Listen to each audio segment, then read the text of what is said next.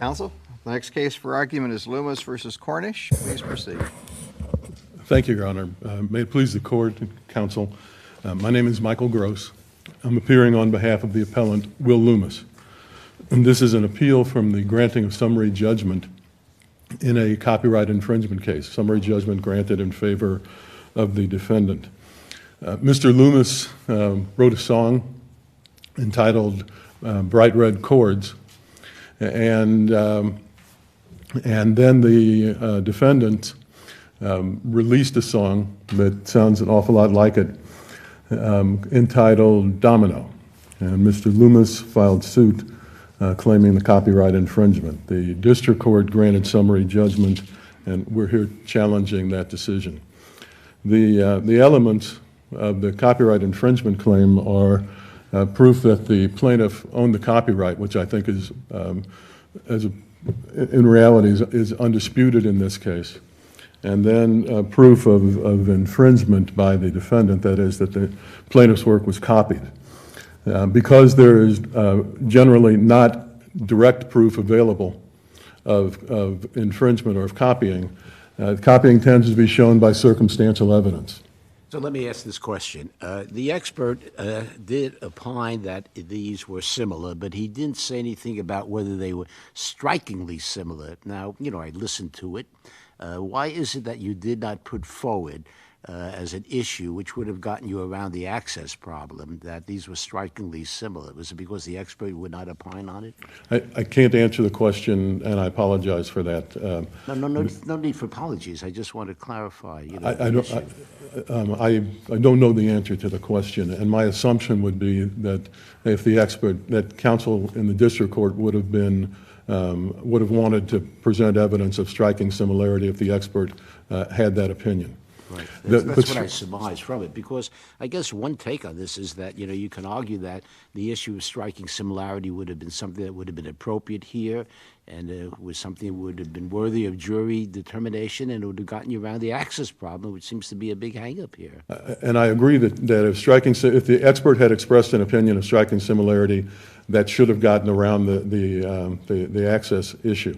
Mr. Loomis's position is the access issue is covered by the evidence that was presented to the district court. What evidence?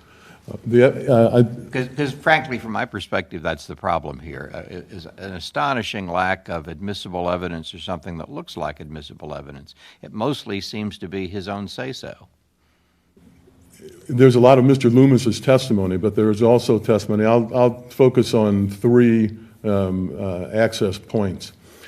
First, Sonny L. Lee, and then if I have time, I'll speak about Mr. Hooper, and if there's still time, talk about Mr. Bodine. That's great. In your reply brief, you synthesize this, and you talk about Hooper, Bodine, Sonny L. Lee, and then you talk about widespread dissemination. That's what I call, from your reply brief, to support your access issue going to the jury. Yes, Your Honor. Okay. And Ms. Lee was an A&R executive at Universal at the relevant time. There's evidence in the record that Ms. Lee solicited a copy of Mr. Loomis's song Bright Red Chords from Mr. Loomis, and that Mr. Loomis's mother emailed a copy, an MP3 formatted recording to Ms. Lee. So Ms. Lee in the A&R department at Universal has a copy of the song, and this is the critical point. She requested it. She solicited it. Do you think that gets you around the broad principle that, the fact that there's a corporate entity here, is not really a trigger point for determining access? You're saying because she solicited it, that makes the difference? And I think that's a critical point in the case, that perhaps is the pivot point in the case.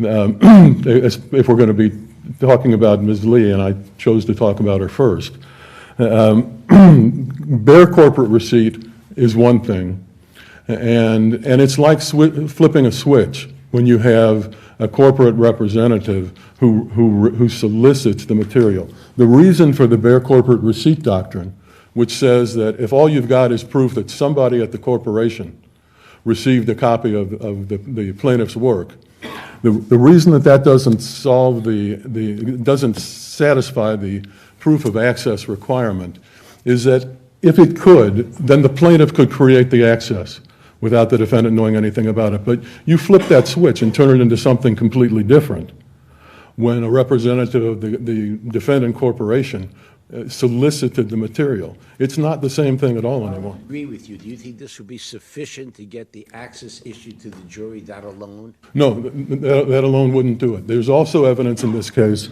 that Mr. McKay, who was, I believe, was the defendant's witness, a vice president of A&R, testified that what the A&R representatives, what the function is of the A&R representative, that's artist and repertoire, and what they do is work with new artists. They seek out music, and they work to promote the success of the company's artists and the music. So her function is look for new music and work with artists so that the new music has some relevance and some value to the corporation. That's what she does. There isn't evidence in this case that Ms. Lee had direct communication or direct contact with any of the songwriters. There's evidence to the contrary. The songwriters all denied in their statements that they knew her or had contact with her. But this is the point. The point is, if there's a person who's got dealings with the infringer and dealings with the access to the material, then that's the path to access. What dealings with the infringer? Well, there's no evidence she had any, but she's A&R. Then you don't have what you just told us you needed. Well, I think I do, particularly in the context of summary judgment. What I have is Ms. Lee is in the A&R department. So my person at the corporation is the A&R department. That's what they're there for. Could I just ask, some cases say if there's evidence of a routine or a practice where person A worked with people of the nature of person B, so is that might be enough. So is there any evidence that Sunny Lee's regular routine or routine of someone in her position would be to work with people like the writers of the domino music? Was there evidence to that effect in the record? The closest thing to direct evidence would be contrary to that, because Mr. McKay testified that he knew the routines of everybody in the A&R department, which would be a good trick, but that's his testimony, and that she wasn't on the team that created this song, which, based on the context of the evidence, that means she wasn't one of the songwriters. And he also said there wouldn't have been any reason for her to be in communication with the writers of the song or with Ms. Cornish. But there would be ample reason for her to do what she did for her department. One of the functions of that department is find new music. Not for the sake of finding new music, find new music for Universal and its talent. So somebody in A&R, Ms. Lee, finds new music. She flat out solicits this song with a very complimentary, brief email message saying, I heard it, I like it, can you send it to me? And tell me about your group. And then, not long afterwards, a Universal artist who, according to evidence that is in the case and according to the nature of A&R work, which is cited in the briefs, not long after that, a Universal artist, Jesse J., releases Domino. And Domino, if somebody were to, the quick route to figuring out if these songs are similar is go to YouTube and search for the mashup of these two songs. You can't tell the difference. Yeah, but the problem here is that similarity, is certainly a factual matter, and I don't think your adversary challenges whether if the issue was similarity, that it should go to a jury. But we already discussed that it's not strikingly similar, so we have to deal with the access point, which is detached from the issue of similarity. And striking similarity is one thing, and substantial similarity is another thing. Striking similarity, I don't have the expert's opinion for. We went through that, but you can't Right. get it. You have to still get around access. Okay, and my first access point is Ms. Lee and the A&R department at Universal. My next access point, which is where the hearsay starts to get into the picture, would be Mr. Hooper. Well, that's all hearsay. Couldn't you get somebody to really back that up? You would think so. but it's not in the record, and that's a problem to work around in this appeal. However, I think that it can be worked around. There's an awful lot of material in the record, and it's not all hearsay. So I've tried to cull from the record that is not hearsay, and that which might be marginally not hearsay. And what I have for Mr. Hooper is these are facts. Mr. Loomis is perfectly capable of testifying that Mr. Hooper was a member of his band and performed Bright Red Chords, which was the band's most successful song, on many occasions in 2009 and 2010. In 2010, Mr. Hooper told Mr. Loomis, "I'm leaving your band," and he left to become the guitarist in Katy Perry's band. In 2010 and 2011, the Katy Perry album Teenage Dream and the tour documentary, I think the title was Part of Me, were produced and released. The album first in 2000, I believe released in 2011, 2010, and then the documentary was of her year-long 2011 tour, and it was released in 2012. And from liner notes that Mr. Loomis produced in evidence, which have been considered admissible evidence of access in past cases cited in the briefs, the liner notes established that Mr. Hooper had a songwriting credit on the album, and I think he had he may have only been performing on the album, but the album, there's also evidence from the liner notes that the album was produced, so there is a connection, I believe. Gottwald and Sandberg are listed as co-producers of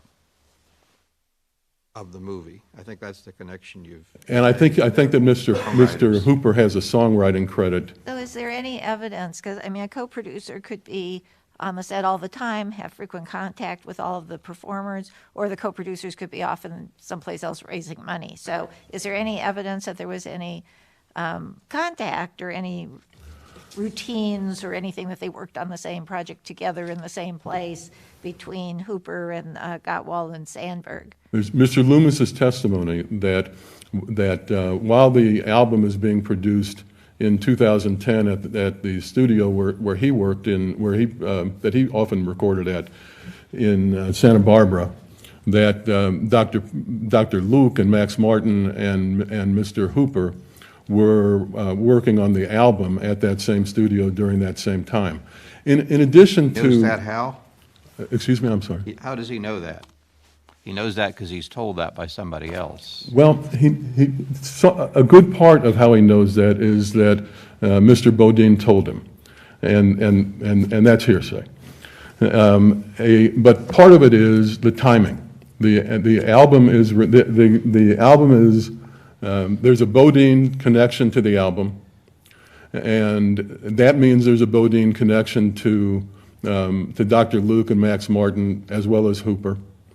And this is happening in 2011 when Bright Red Chords was at the peak of its renown. Mr. Loomis testified, and I think this would not be hearsay, that the trade publication and the Santa Barbara newspaper both ran stories about his band and his song. So does that go to your widespread dissemination argument? Well, because it doesn't really show why Gottwald and Sandberg were in the same studio as Hooper. Yeah, that's correct, Your Honor. The only evidence that they're in the studio at the same time is Bodine's statement to Loomis. The timing, though, of these things happening, the album is being made at a particular point in time. Mr. Hooper left Mr. Loomis's band and joined Ms. Perry's band immediately afterwards. He left to join her band. That happens at this same time. The question is just, is there a reasonable possibility that before Domino was released a year later, that Mr. Hooper showed that music to these people who are all gathered for the same purpose, which is pop music, in a studio where the recording happens and where Hooper is, and it's not as neat as you'd like it to be. But there is a lot of evidence there, and I'm hoping to reserve my last 6 seconds for rebuttal. There's a lot of evidence that it's not hearsay. Thank you. We'll hear from counsel for defendants. May it please the court. My name is Jeff Movitt, and I'm counsel for the appellees, Ms. Cornish, UMG Recordings Incorporated, and Universal Republic Records, a division of UMG Recordings Incorporated.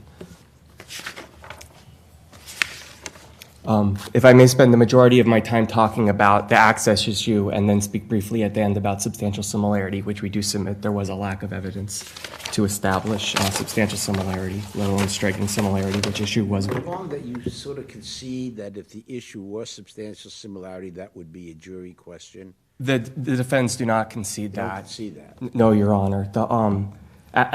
Based upon the court's extrinsic test, the works at issue are to be broken down into their component parts after the similarities are identified. And the similarities were all in the verses. And upon cross-examination, the allegedly similar sections of the song, the verses, were broken down into the constituent elements per the extrinsic test.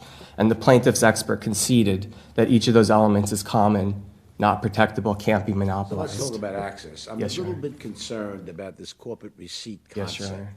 I understand that you're just sending something to a corporate entity should not ring the bell, but it seems like this is a little bit different factually because Sunny L had an email, she liked the song, and she actually asked for it to be sent to her. Doesn't this make this a lot different than the traditional corporate receipt cases? It doesn't, Your Honor, particularly given the size of the company, that the Universal Music Group has approximately 2,600 employees in North America alone, hundreds of How many A&R artists. representatives? What's that, Your Honor? How many A&R representatives? That is not in the record. I mean, the Universal makes Many. records and discs and so forth. A So great many. I'm not concerned about the people Yes. on the assembly Yes, sir. line. So A great many. they ever gather up all at once? I I don't. mean, there's a lot of stuff in the records, so we're stuck here. Universal is certainly larger than a lot of companies and most companies in the music business. But what's But at some point, people talk to each other. but it's the plaintiff's burden to show a reasonable possibility of access, as I think the district court. Well, what more would the plaintiff have to do but to say that this person who's an A&R representative emailed me, liked my song, asked me to send it to her? Why was she doing that? He couldn't trace a path from Ms. Lee to the Domino writers. It's undisputed that her job had nothing to do with Ms. Cornish, nothing to do with the song Domino. It was undisputed that none of the Domino writers, this was admitted by Mr. Loomis's counsel in the district court proceeding, it was admitted that the Domino writers did not know Ms. Cornish, never met her, and never received anything from her. So the plaintiff had 9 months of discovery to try to trace a path by which the song could have traveled from Ms. Lee to the Domino writers, given that her job had nothing to do with them, and given that it was undisputed that they didn't know her, never met her. Is there anything in the record that tells us what she did with the material? There's nothing in the record. It would be speculation. And again, the cases are clear that that is insufficient. The plaintiff doesn't need to prove that Ms. Lee gave it to him, but he needs to prove that there was some reasonable possibility that she did. When you're talking about a corporation of this size with this many artists, he couldn't trace any path from what she did. What the plaintiff is effectively arguing here is that every artist signed to Universal should be charged with access to the entire solicited record collection of every A&R representative. And we respectfully submit that that is too low a burden. That is not a reasonable possibility of access. If there's no path by which it's established that her duties would have at all led to the transmission of the song to the artist at issue. And certainly here there's no allegation or theory that she had anything to do with the other four writers besides the recording artist, Ms. What do you have to Cornish. say about the fact that admittedly Hooper's statements are hearsay? We understand that. But your adversary says that there is a timeline here, which is not hearsay, which is clearly established, which is sufficient to raise an inference for a jury. Your Honor, there's no admissible evidence that Mr. Hooper has ever been in the same room with. Timeline, though, is established, right? There's a timeline here of within a certain period of time that all this was happening in terms of the recording and in terms of the song going public, I guess? I mean, maybe you can explain that to me again. Yes, Your Honor. There's admissible evidence that Mr. Hooper was in the plaintiff's band and left the band. Have that. And that is where admissible evidence ends. There's no evidence that Mr. Hooper has ever been in the same room with, ever spoke to, ever met, ever had any dealings with any of the 5 writers of Domino. So in terms of a timeline, Your Honor, there's no admissible evidence other than that Is there he any left the evidence band. showing that, I guess, Bodine's hearsay statement was that Gottwald and Sandberg were at the playback studios in 2010 at the same time that Hooper was there? So is there any admissible evidence establishing where Gottwald and Sandberg were during that recording session? No, and Your Honor, there's no evidence of that. There's no evidence that they were at any such recording session. There's nothing in the appellate briefs even claiming that CD credits even reflect Mr. Hooper having any dealings with these 2 writers of the song. And this argument about CD credits and DVD credits was made for the first time in the plaintiff's appellate reply brief. These credits were not filed with the district court. These credits were not even raised in the moving brief. So we respectfully submit that that's Striking similarity here, do you? I mean, I listened to it. Sounded to me that there's an issue as to striking similarity when I listen to these songs. I guess that's what troubles me, to be candid. Yes. You know, it's like close but no cigar. There's a lot out there, and I hear this. It troubles me, but you still think this is summary judgment material? Yes, Your Honor. Particularly, well, first of all, the striking similarity was waived. Second of all, Well, not waived. What would you say? that there's an earlier song called Rush, which is in the record. That was a hit song that the plaintiff admits he heard before writing his song. And the Rush song contains in the verses, in the same places, Bright Red Chords and Domino, these claimed similarities. And this was, again, established at the musicologist deposition. Before a jury to decide, right? Not given that the plaintiff's experts failed to explain. That's right. The plaintiff's expert did not opine that this was strikingly similar. Nor did he explain how the combination of common elements could give rise to even a reasonable conclusion of substantial similarity. This circuit's precedent is clear under cases such as Satava v. Lowry that when there's a combination of commonplace elements, and these elements are all admitted to be commonplace, that it's incumbent upon the expert to explain why this combination rises to the level of the original expression. And the popular music is very simple. And these are very commonplace elements. These are basic building blocks.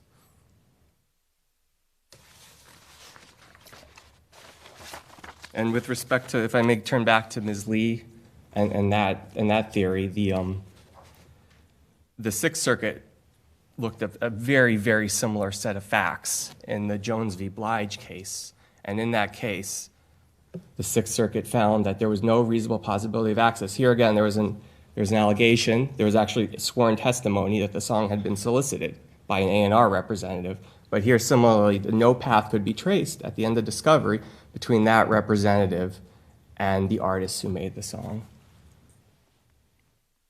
With respect to widespread dissemination, the district court correctly recognized there was simply no evidence of any such widespread dissemination. There were 46 copies sold. That's the only admissible evidence. There's various testimony about alleged licensing agreements to place the song in various retail outlets. However, no contracts for any such licensing agreements were ever produced. You don't question whether or not the video was played apparently in Foot Locker and Champs and 2,400 times. I mean, there seems to be a lot of evidence to that effect. There's no admissible evidence of that, Your Honor. Why isn't his testimony admissible evidence? I mean, you don't need a contract to prove that something happened. If the person experienced the thing happening, that's correct, Your Honor. There's no foundation that anyone in the record went to these stores and watched the song being played. Certainly not at all the branches throughout the country that they're claiming. So they haven't produced any contracts for these licensing agreements. Instead, they just have assertions which are obviously based upon the terms of alleged contracts that were never produced, that these songs were played in these various outlets. But no one has the foundation to say, I was there and I watched this, nor frankly could anyone, given where they're How claiming can it you to have go been how put. could anyone go to 2,400 stores, and say, this is the evidence? Well, they could have produced the contracts memorializing these deals, which Contract, they they did not needed do, a Your Honor. contract, That's correct. There's no contracts produced for any of So these there was alleged a deals. contract. I mean, could it be they just asked for, we want to play your music, give us permission, we'll play it in our hundreds of stores, so on and so forth. I mean, I'm not Ms. sure why a contract is required. The plaintiff's mother testified that there were contracts, but she did not produce them. That is in the record, Judge. He said there were contracts, but the contracts were not produced. That's correct. So there's no admissible evidence of any licensing deals for this song. Well, again, that's not quite true. If she says there's a licensing deal, that's evidence. Under the best evidence rule, the contracts themselves were required to be Well, this is testimony not the regarding trial. This the. is not the trial, though. This is a summary judgment case. We're not at the trial level. We don't have to deal with the best evidence rule, I suspect, when we're dealing with, a question of summary judgment, do we? I would respectfully submit that the district court properly exercised its discretion in recognizing that there was no, on the evidentiary issue, that there was no admissible evidence of any of these alleged licensing deals, given the fact that there was just testimony about them. They didn't produce a single shred of paper of an actual licensing deal. They also produce these tracking reports about playtime. And I know you made an argument that it was inadmissible hearsay, but clearly the mother had contracted with these outfits to track the playtime. What makes that inadmissible? And then she got the printouts that she was relying on. She certainly did pay people to try to place this song. There was no evidence in the record as to how these reports were made, who made them, what methodology was used to make them.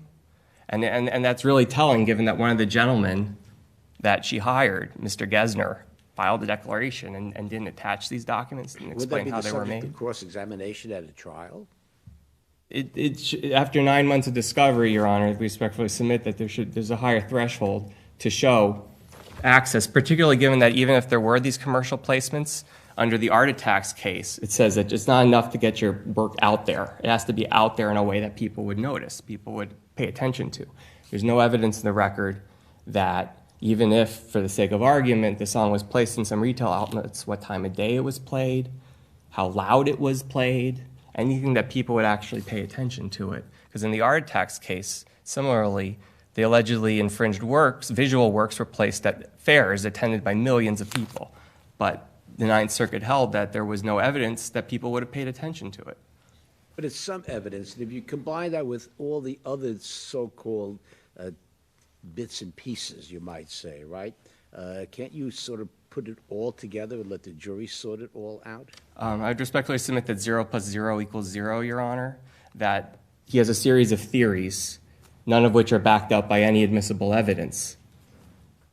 Sort of like your position is close but no cigar case, right? We'd respectfully submit it's not close, Judge. There's a lot of very creative theories, which after 9 months of discovery, the plaintiff was unable to proffer any admissible evidence to substantiate.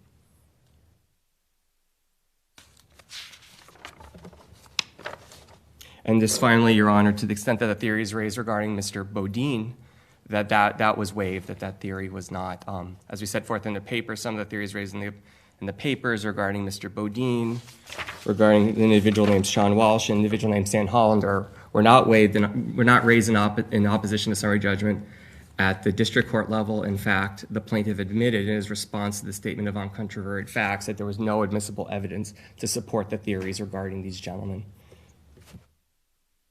And with that, unless the panel has any further questions. Thank you. Thank you.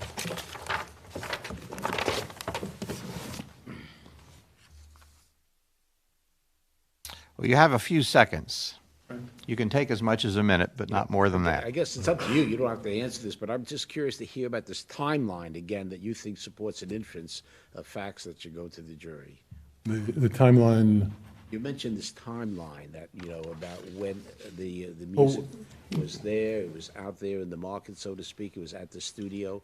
I'm a little fuzzy about that. Maybe you can explain that to me again quickly. the timeline, as I conceive it, is, and as the evidence reflects it, is that Mr.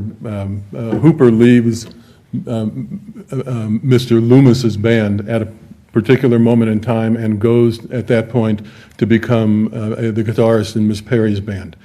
At that time, Ms. Perry, and between that time and the time that Domino was released, Ms. Perry's album first album with Mr. Hooper as guitarist is released, which is the Teenage Dream album.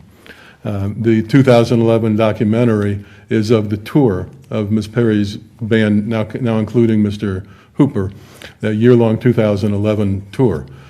So what isn't hearsay, I think, is that Hooper leaves one band, joins another band. That band has a close connection to Max Martin and Dr. Luke, who are actively involved in the DVD, the tour documentary, and I believe I'm sure we're actively involved in songwriting for the Teenage Dream album. So those two people are closely connected to the Perry group, right? And it's at least a reasonable inference that when these people get together and work together to create pop music, that a guy who just left another band, which had, at that time, its most successful song, Bright Red Chords, that song that the songwriters get exposed to that song. Be part of the Perry group, and then these other folks would know about that. Correct, Your Honor. And it could have been presented more neatly, and should have been presented more neatly. Probably should have been presented more neatly in this court. But the evidence is there that's the path for Mr. Hooper. And I appreciate the court's time. Thank you. Thank you. Thank both counsel for your helpful arguments. The case just argued is submitted. We're adjourned.